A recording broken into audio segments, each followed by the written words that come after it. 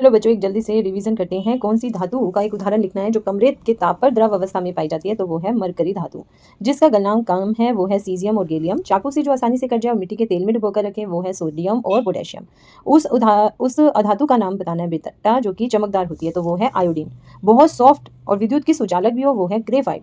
सबसे अधिक कठोर कौन सी अधातु है वो है हीरा मतलब डायमंड। धातु नहीं तो कठोर होते हैं, अधातु कठोर नहीं होते हैं। प्रति अम्ल का उदाहरण दो। एंटासिड बताना है बेटा जिनसे एसिड नहीं होता, तो वो है बेकिंग सोडा NaHCO3 या फिर मिल्क ऑफ मैग्नीशिया। पादप के दो उत्सर्जी पदार्थों के नाम बताओ। पादप जो छोड़ देते हैं, तो गोंद निकलता रहता है, रेसिन निकलता रहता है पौधों से। और इसके अलावा बेटा पदार्थ पूछे थे, अगर खाली उसके और भाग पूछे होते तो आप उसके अंदर पत्तियां भी लिख सकते थे। मानव मूत्र में दो उत्सर्जी पदार्थों के नाम बताओ, तो मानव के मूत्र में यूरिया और यूरिक अम्ल निकलता है। निम्न में जैव निम्नीकरणीय पदार्थ के उदाहरण है। अब सब्जियों के छिलके, शाक के छिलके आ गए। क्या दूध की थैली होती है? नहीं होती। फटे हुए जूतों पे भी कीड़े मकोड़े काम कर लेते हैं, उसको खत्म कर देते हैं, तो ये है। दवाइयों के रैपर प्लास्टिक के बने होते हैं, तो ये जैव निम्नीकरणीय पदार्थ नहीं है।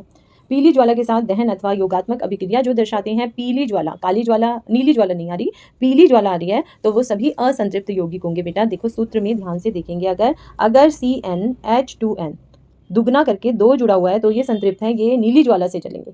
इसके अलावा जितने बच गए वो पीली ज्वाला से जलेंगे। देखो यहाँ पे 3 का दुगना 6 है, ये पीली ज्वाला से जाएगा। 2 का दुगना 4 है, 4 में 2 जोड़ा हुआ है, 6 बना है ना H के नीचे, इसका मतलब ये नीली ज्वाला से जाएगा। और C3H4 ये तो पीली ज्वाला से ही जाएगा, दुगना भी नहीं है। और अगला देखो दुगने में 2 जोड़ रखा है तब 10 बना, इसका मतलब ये भी नीली ज्वाला से ही चलेगा। तो हमारे पास 2 ही बने।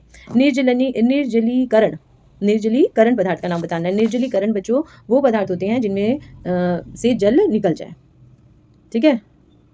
और यहाँ पे निर्जली कारक पदार्थ बताना है जिसकी वजह से निर्जलीकरण हो, दूसरे पदार्थ का जल बाहर निकल आए, तो वो है कैल्शियम क्लोराइड, ठीक है। कैल्शियम। देखो बच्चों अगला क्वेश्चन ये है कि एक निर्जली कारक पदार्थ का नाम लिखो, तो जिसके कारण निर्जलीकरण हो, जल निकल जाए, तो वो कौन सा है, मतलब जल इनसे जाके जुड़ जाए, तो वो है कैल्शियम क्लोराइड और सल्फ्यूरिक अम्ल। एक ऑक्सीकारक पदार्थ का नाम बताओ जिसकी वजह से जिस पदार्थ में इसको डाले उसको ऑक्सीजन मिल जाए, तो वो है क्षारीय KMNO4 और K2Cr2O7। क्षारीय पोटेशियम पर मैग्नेट और अम्लीय पोटेशियम डाइक्रोमेट। ध्यान से देखेंगे। अगला क्वेश्चन देखते हैं बेटा, IUCD का पूरा नाम बताओ। IUCD मतलब है अंतः गर्भाशय नियोजन विधि, intra uterine contraceptive device. STD का पूरा नाम है सेक्सुअली ट्रांसमिटेड डिसीज, लैंगिक संचारित रोग। एड्स का पूरा नाम क्या है? Acquired immune deficiency syndrome. Acquired immune deficiency syndrome. Hindi में अगर लिखना चाहो इसी को आप इंग्लिश को हिंदी में लिख सकते हो, नहीं तो उपार्जित प्रतिरक्षाहीनता जन्य सिंड्रोम। WHO का पूरा नाम है वर्ल्ड हेल्थ ऑर्गेनाइजेशन। ATP का पूरा नाम एडिनोसिन ट्राइफॉस्फेट। UNEP का पूरा नाम है यूनाइटेड नेशंस एनवायरनमेंट प्रोग्राम, मतलब संयुक्त राष्ट्र पर्यावरण कार्यक्रम। CFC का पूरा नाम बताओ। क्लोरोफ्लोरोकार्बन। नेक्स्ट देखते हैं बच्चों क्वेश्चन, बेकिंग सोडा बनाने के लिए कच्चे पदार्थ का नाम लिखो। तो सबसे पहले हमें पता होना चाहिए बेकिंग सोडे का क्या फार्मूला है। ये फार्मूला है बेकिंग सोडे का NaHCO3। अब इसके अंदर Na जुड़ा हुआ है तो हमें NaCl डालना पड़ेगा, इसके अंदर H जुड़ा हुआ है तो जल भी डालना पड़ेगा, इसमें CO3 जुड़ा है तो हमें कार्बन डाइऑक्साइड भी डालना पड़ेगा, साथ में हमें इसमें देना पड़ेगा अमोनिया। तो 4 पदार्थ इसके कच्ची सामग्री है जो इसे बनाने के लिए चाहिए। अगला क्वेश्चन है, प्रकाश संश्लेषण के लिए कच्ची सामग्री बताओ। प्रकाश संश्लेषण के लिए हमें कार्बन डाइऑक्साइड, पौधों को क्या क्या चाहिए बेटा? कार्बन डाइऑक्साइड, जल, सूर्य का प्रकाश और क्लोरोफिल, इसी की जरूरत होती है। उससे आगे चलते हैं, इसकी अभिक्रिया भी एक बार दोबारा याद कर लो। CO2 + H2O, सूर्य का प्रकाश और क्लोरोफिल की उपस्थिति में ग्लूकोज C6H12O6, साथ में O2 + H2O बनाते हैं। सब कुछ 6 रखना बेटा, 6 कार्बन, यहाँ 6 है, 6 ऑक्सीजन, 6 जल रखोगे, 12, लेकिन जल के अणु दोगे तभी 6 निकलेंगे। जल और खनिज लवण का परिवहन कौन सा घटक करता है पौधों के अंदर बेटा? तो उस घटक का नाम है जाइलम उत्तक, ठीक है, जो जल और खनिज का परिवहन करता है। अगर इसके घटक के नाम पूछें तो इसके अंदर 4 खुद के इसके घटक हैं। ये 4 चीज़ों से जाइलम की वाहिकाएं बनी हैं बेटा। ये पाइप्स जो पौधे के अंदर होते हैं ये 4 चीज़ों से बनी है। एक तो पैरेन्काइमा है, पैरेन्काइमा के आगे लगा देंगे जाइलम, जाइलम के रेशे दिखाओगे, वाहिका दिखाओगे और ट्रैकेट्स, ठीक है, ये इसके नाम है।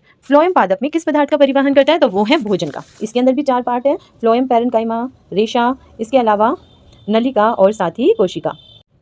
अगले में देखो, मानव में परिवहन तंत्र के घटक है। मानव के अंदर जो परिवहन तंत्र है उसमें क्या क्या शामिल है, मतलब हृदय से कैसे रक्त बहता है, तो हृदय जरूरी है, रक्त को रुधिर भी कहते हैं, शिराएं होनी चाहिए और धमनी होनी चाहिए। रक्त, हृदय का क्या काम होता है? वो तो पंप करता है, इसको ऑक्सीकृत आप लिखना, रुधिर को, है ना, पंप करने का काम हृदय का है, इसे पंप हाउस कहते हैं। रुधिर मतलब रक्त, जो कि पचे हुए भोजन का परिवहन करता है, ठीक है। इसके अलावा शिराएं, शिराएं क्या करती हैं बेटा, विऑक्सीकृत जिसमें ऑक्सीजन नहीं है ऐसे रक्त को शरीर के हर हिस्से से हृदय तक लेकर आती हैं। धमनी क्या करती हैं, धमनी साफ ऐसा रुधिर जिसमें ऑक्सीजन होता है, ऑक्सीकृत रुधिर को शरीर के सभी भागों तक लेकर जाती है। हाइड्रोजनीकरण, हाइड्रोजनीकरण से नाम से पता लग रहा है इसमें हाइड्रोजन जुड़ता होगा बेटा। हाइड्रोजनीकरण अभिक्रिया के व्यावसायिक प्रयोग में कच्चे पदार्थों का नाम लिखो। तो हाइड्रोजनीकरण अभिक्रिया यूज की जाती है वनस्पति तेल से वनस्पति घी बनाना। वो घी जो हम रोटी में नहीं लगाते बच्चों, हम देसी घी का प्रयोग करते हैं, लेकिन एक आता है डालडा घी, वनस्पति घी, उसको बनाने के लिए तेल से वो घी बनाया जाता है। ठीक है। और वो भी कैसे, उसका हाइड्रोजनीकरण करके। उसके लिए उत्प्रेरक का काम करता है निकेल, और साथ में तापमान बढ़ाना पड़ेगा 473 केल्विन तक, मतलब 200 डिग्री सेल्सियस तक इसका ताप बढ़ाना पड़ेगा, तब ये तेल घी में बदल जाता है। कौन सा, वनस्पति तेल। और इस अभिक्रिया को हाइड्रोजनीकरण कहते हैं। अगला क्वेश्चन ध्यान से देखेंगे, अमोनियम गैस के निर्माण के घटक। अमोनिया गैस बनानी है, कैसे बनाए भाई, नाइट्रोजन और हाइड्रोजन तो लेंगे ही, लेकिन नाइट्रोजन और हाइड्रोजन ऐसे नहीं जुड़ जाती, वो होना चाहिए उत्प्रेरक की स्थिति में, और वो उत्प्रेरक है आयरन, तब वो बनेगा NH3 मतलब अमोनिया। आगे देखो बेटा, जब लेड नाइट्रेट में पोटेशियम आयोडाइड को मिलाया गया, कोई दो परीक्षण लिखो। तो जब लेड नाइट्रेट मतलब PbNO3 ट्वाइस, उसके अंदर पोटेशियम आयोडाइड मिलाया तो क्या बना बेटा, पीले अवशेष बने और उसका नाम होगा लेड आयोडाइड। रामू ने एक बीकर में पानी लेकर कुछ मात्रा में उसमें बिना बुझा चूना डाल दिया।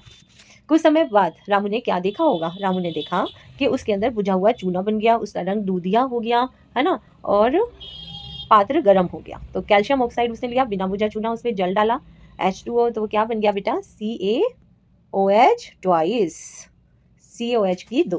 ठीक है। आगे देखो, छात्र ने कॉपर सल्फेट के नीले क्रिस्टल को गर्म किया। कौन से क्रिस्टल को गर्म किया बच्चों, नीले क्रिस्टल को। किसके, कॉपर सल्फेट के। कुछ देर बाद क्रिस्टल सफेद हो गए। कोई भी क्रिस्टल हो किसी भी रंग का हो बच्चा, गर्म करने के बाद वो सफेद हो जाएगा, और जब उसके अंदर थोड़ा सा पानी दोबारा से डाल दोगे बेटा, तो उसका रंग दोबारा वैसा ही हो जाएगा जैसा पहले था, मतलब नीला ही हो जाएगा। नीले रंग का था तो नीला ही होगा। अब उसकी हैरानी का क्या कारण था, क्योंकि क्रिस्टल का रंग दोबारा से नीला ही हो गया, सफेद हो गया था गर्म करने से, अब दोबारा नीला हो गया, तो उसको हैरानी हुई। अब इसकी अगर अभिक्रिया लिखनी होती तो कैसे लिखते, इतना लिखाया वो बच्चा तब भी ठीक है, लेकिन अगर अभिक्रिया भी पूछी होती तब आप लिखते कॉपर सल्फेट 5 अणु, जल के अणु इसके साथ रखना, क्रिस्टलन का जल गर्म किया, वो अलग हो गए, फिर पानी डाला तो दोबारा से सेम नीला रंग बन गया। जब चूना पत्थर संगमरमर को एक बीकर में रखकर उस पर HCl डाला गया तो उत्पन्न आवाज। अब चूना पत्थर हमें पता है कैल्शियम हाइड्रोक्साइड है, उस पर HCl डाला तो कौन सी गैस निकलेगी, सनसनाहट की। उत्पन्न आवाज पहले उसने पूछी, आवाज तो आएगी सनसनाहट की। अच्छा, जल्दी माचिस की तिल्ली निकट लाने पे वो बुझ गई। उत्पन्न गैस का नाम बताओ, तो उसके अंदर हमने HCl डाला, साथ में कार्बन डाइऑक्साइड गैस उसके साथ मिल गई, और वो बन जाता है calcium oxide, calcium carbonate plus जल।